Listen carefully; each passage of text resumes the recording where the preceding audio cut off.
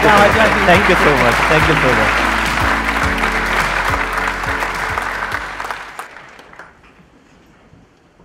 Thank you so much जो आप इतने टाइम से कर रहे हो।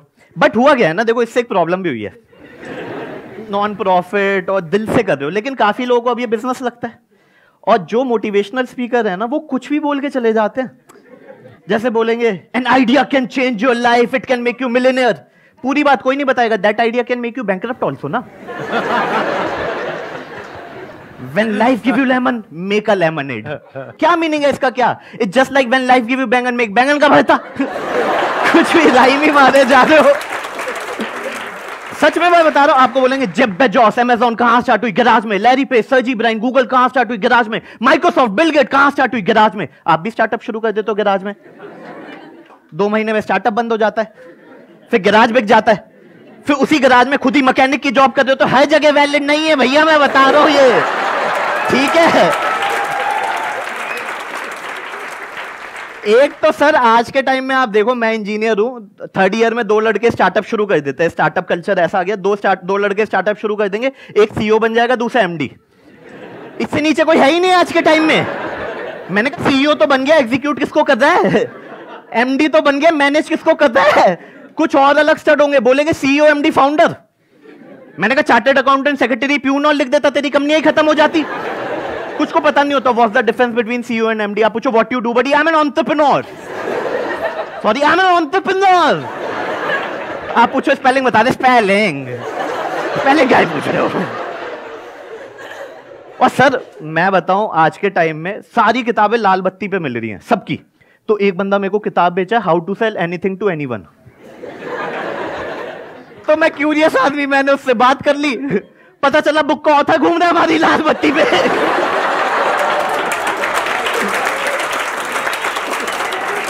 कुछ भी किताबें चल रही हैं, कुछ भी। लेकिन क्या हुआ ना, इतनी सारी किताबें आने से ना मेरे पास भी मोटिवेशन आ गया कि मैं भी ऑथर बन सकता हूं। Sir I am an author, 3 बुकें लिखी है मैंने। स्टैंडिंग ओवेशन नहीं, स्टैंडिंग ओवेशन नहीं बेटा, नहीं। पहली किताब जिसका शीर्षक था बिना पैराशूट के स्काई डाइविंग कैसे की जाए। मोटा कवर, बीच में 1 पेज, उसमें लिखा था नहीं हो सकती। क्यों बनना है तुझे सुपरमैन? दूसरी किताब how to save money and become rich, मोटा कवर, बीच में 1 पेज, उसमें लिखा था बाय अर्निंग मोर। तीसरी किताब, श्रृंखला की आखिरी किताब, हाउ टू अर्न मोर, मोटा कवर, बीच में 1 पेज, उसमें लिखा था start writing this kind of book, जैसे गुप्ता जी लिख रहे हैं।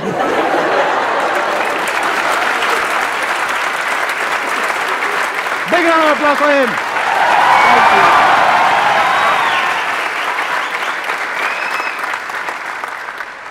तो अब इससे पहले ऑडियंस आपसे कुछ क्वेश्चंस पूछे। एक क्वेश्चन है मेरे माइंड में कि आज की डेट में स्टैंड अप में बहुत ज्यादा कंपटीशन है, मतलब राइट। तो इसको आप किस तरीके से देखते हो? सर दोनों तरीके से देखा जा सकता है। आपका वे ऑफ थिंकिंग, मेरा है कि जितना ज्यादा कंपटीशन है मार्केट का पोटेंशियल उतना ज्यादा बने जा रहा है। बट अगर आप वैसे देखो, जैसे अभी भी मेरे ऑलमोस्ट 500 से 600 मिलियन व्यूज हैं ओवरऑल क्युमुलेटिव सोशल मीडिया पे, फिर भी आप देखो कितने लोग नहीं जानते। तो इंडिया का पोटेंशियल अभी बहुत ज्यादा है।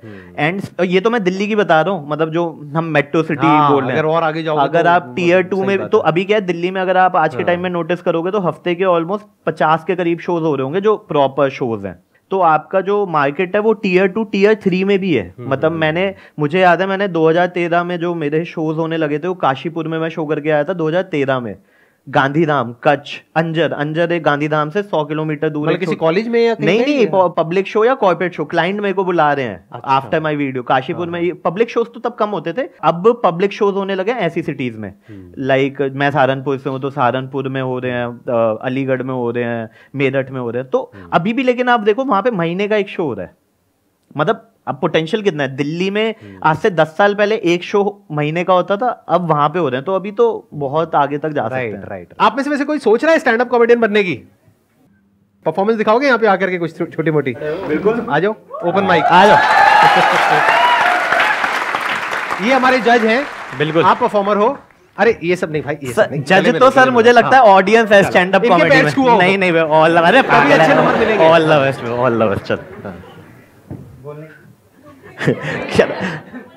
तो सबसे पहले जब मैंने अपनी लाइफ की शुरुआत करी, लाइफ की अभी मतलब शुरुआत ही हो रही है, तो जिंदगी में सबसे पहले सूखा पड़ा था। सूखा इन द सेंस जैसे सर की नहीं थी गर्लफ्रेंड तो मेरी भी नहीं थी। मेरी तो थी यार, मेरी थी। क्या बातें कर रहा है सर? ऐसे ना करो, ऐसे बातें मत कर यार। मेरा कॉन्फिडेंस लो है सर, मुझे तो मोटिवेट मैं क्या करो। तेरा मोटिवेशनल स्पीकर है ये क्या बात है? आपकी थी? हाँ हाँ मेरी थी, मेरी स्कूल टाइम की थी, आज भी है। एक ही थी? हाँ एक ही थी, एक ही है, एक ही रहेगी।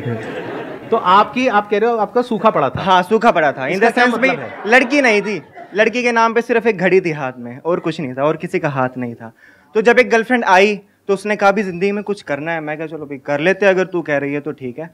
तो उसने मेरे को मोटिवेट करते करते मेरे को कहा भी मैं तेरे को बहुत बड़ा सरप्राइज दूंगी। मैं कहा ठीक है भाई, तू आ गई, इससे बड़ा सरप्राइज क्या हो सकता है? सॉरी मैं थोड़ा कॉन्शियस हो रहा हूँ। अरे नहीं नहीं, आराम से बोलो। हाँ कोई नहीं, इसको हम एडिट करके बढ़िया बनाएंगे आप चिंता हाँ मैं यही चाहता हूँ। मैं अपनी शॉर्ट वीडियोस पे ऐसे ही करता हूँ, जो गंदा आता है ना मैं उनको एडिट कर देता हूँ। हाँ। कहती सबसे बड़ा सरप्राइज दूंगी, तो पता नहीं क्यों वो थोड़े टाइम के बाद छोड़ के भाग गई। बस ये मुझे नहीं पता ये सरप्राइज था, ये रियलिटी थी, या मेरे पड़ोसी का अच्छा थोड़ा लक निकल गया था, या मेरा ही बैड लक था। तो हाँ बस करो एक आध जोक तो आएगा।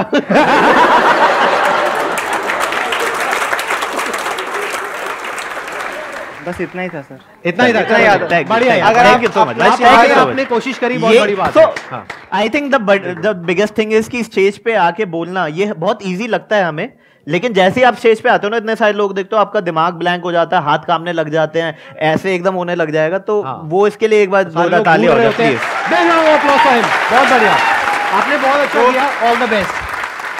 बहुत अच्छा लगा। अभी क्या, अभी सूखा पड़ा हुआ है, गीला पड़ा हुआ है क्या? सूखा पड़ा है भाई, सूखा। कैमरे में अपनी शक्ल दिखा दो। अगर कोई कन्या मुझे देख रही है तो प्लीज। सर आप क्या क्या करवा रहे हो, रिश्ते करवा रहे हो आप शो के बीच में, यहाँ पर कुछ भी हो रहा है। बताइए जी, कौन है जो इनसे कुछ पूछना चाहते हैं, बात करना चाहते हैं, कोई मजेदार सा क्वेश्चन? किसी को रोस्ट कर सकते हो आप? हाँ कर लेंगे, बताओ। संदीप सर को कर दो। नहीं जिस थाली में खाया उसी में ये किसने बोला है? ये अच्छा था। माइक दिया जाए, माइक दिया जाए। जिस थाली में खाया उसी में छेद।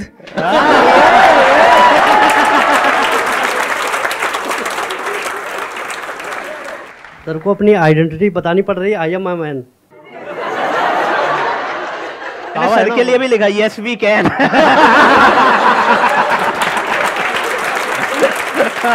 पूरा मैं लाया हूँ यहाँ पे ना सारा, कि किसी को कमी ना पड़े मोटिवेशन की भी। सर मेरा क्वेश्चन ये था कि कभी आपका शो बहुत ही खराब गया है, कि मतलब ऐसा हो गया हो कि भाई यहाँ से तो निकलना पड़ेगा? एक्चुअली पता है आपको, मैं एक फन फैक्ट बताता हूँ। जैसे अब तो ठीक ठाक चले जाते हैं, जब लोगों को पता ही नहीं था स्टैंड अप कॉमेडी क्या होती है 2012-13 में, तो ऐसा होता था कि एक दिन शो बहुत ही क्रेजी जा रहा है और एक दिन ऐसा जा रहा है कि नस काट लो, मतलब उस लेवल पे।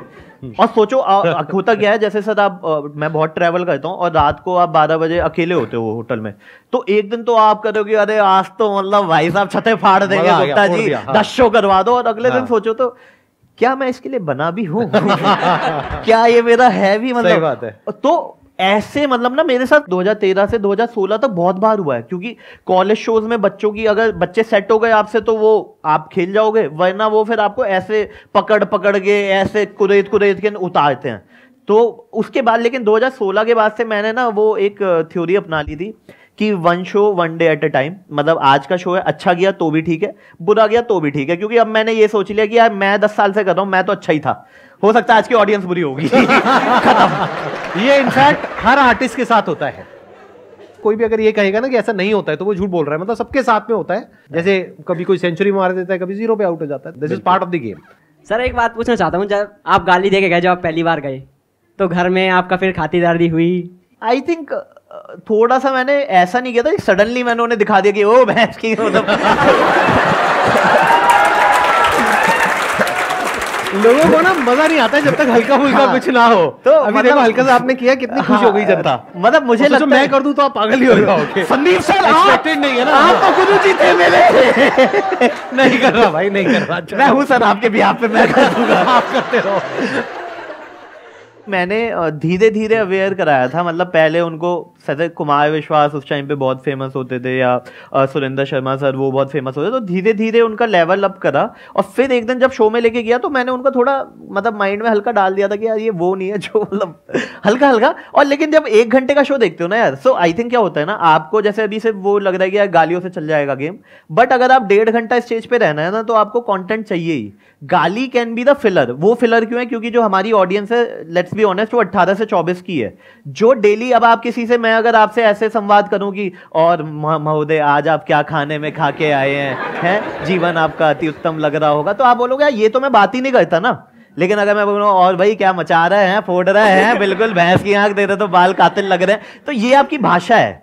ये आप अपने दोस्त से ऐसे बात कर दो तो वो कॉन्शियस कॉल ही होती है कि यार अगर ये हल्की फुल्की थोड़ी सी बातें करेंगे बीच में तो लोगों को मजा आएगा। अदरवाइज ऐसा थोड़ी है 10 साल या 5 साल से जो बंदा कर रहा होगा उसे पता नहीं होगा कि यहाँ पे गाली देनी है या नहीं देनी। तो फिलर कॉन्शियस फिलर होता है क्योंकि हमें उस ऑडियंस को ही केटर कर रहे हैं हम। हेलो सर, जैसा आपने कहा आपने इंजीनियरिंग करी है जी, तो सर हर इंजीनियर ने कोई ना कोई कांड अपने दोस्त के साथ ऐसी बकचोदी करी होती है जो उसको हमेशा याद रहती है। राइट। तो सर आप एक ऐसा एक किस्सा अपना शेयर करो जो सर हम सबको याद है। बिल्कुल बिल्कुल। हॉस्टल में हमारे यहाँ क्या होता था ना, जैसे लड़कियां हॉस्टल में मैक्सिमम क्या ही कर, सॉरी मैं करेक्टर में आ जाता हूँ थोड़ा ना, तो हॉस्टल में क्या होता है ना, लड़कियां रात को क्या ही गेम खेलेंगी कि जैसे डमशराट खेल लिया, अंताक्षरी खेल लिया, और बाकी गेम होंगे जो मुझे नहीं पता क्योंकि मुझे कभी इन्वाइट किया नहीं है और मैंने पता नहीं है। लेकिन लड़के इतने कमीने होते हैं ना, वो क्या करते हैं रात को पूरी बॉडी पे सरसों का तेल लगा लेंगे, ठीक है, और सीढ़ी से फिसलते हुए आएंगे नीचे बिना यूज किए सीढ़ी को। और ये है प्रीलिम राउंड, ठीक है। इसके बाद होता है मेन राउंड। उसमें क्या होता है, उसमें खेलते हैं वो कमीने फियर फैक्टर। फियर फैक्टर में क्या कहते हैं, छत से नीचे आना है बिना सीढ़ी यूज किए। तो हम खेल रहे थे तो एक लड़का ऊपर से 4थे फ्लोर से गिरा और जमीन पे गिरा और ऐसे आवाज आई, ऐसे, तो सब भागे ये देखने के लिए कि मरा कौन है। और उसके बाद लड़कों की मेल ईगो इतनी फ्रेजाइल होती है कि जो बंदा गिरा था वो उठा और फिर कहता चलो ठीक है कुछ नहीं हुआ, कुछ नहीं हुआ। मैंने कहा हड्डियां चटकी पड़ी है तेरी। अरे ऐसे ऐसे कांड देखे हैं। एक बार क्या हुआ, एक लड़का सो गया, ठीक है, तो हमारे यहाँ जैसे लड़कियां जब सोती हैं ना, तो आपने देखा होगा साथ वाली लड़की ना कॉन्शियस हो जाती है कि hey she is sleeping, just you know keep it light way, because थोड़ा सा केयर करती है। लड़के इतने हरामजादे होते हैं ना। एक लड़के ने क्या किया, हमारे दोस्त सो रहा था, उसका बेड उठा के गद्दा समेत ग्राउंड में छोड़ के आ गए उसको। और वो उठा ही नहीं क्योंकि भंड होते हैं पूरे। वो सुबह उठा और फिर वो अपने आप पे ही दोष दे रहा है, यार रात को लगता है ज्यादा पी ली थी, गद्दा समेत तो हमें ले आता है।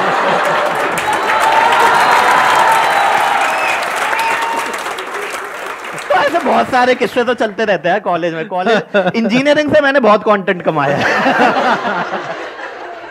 सर मेरा क्वेश्चन ये है कि हमारा अगर मूड ऑफ होता है या फिर हम कॉमेडी देख के फ्रेश करते हैं या फिर आपकी वीडियोस देख के मोटिवेट होते हैं, आप लोग क्या करते हैं? मैं इनकी वीडियो देख के ही वीडियो देख लेते हैं। थैंक यू जी यहाँ पर आने के लिए। I really enjoyed it.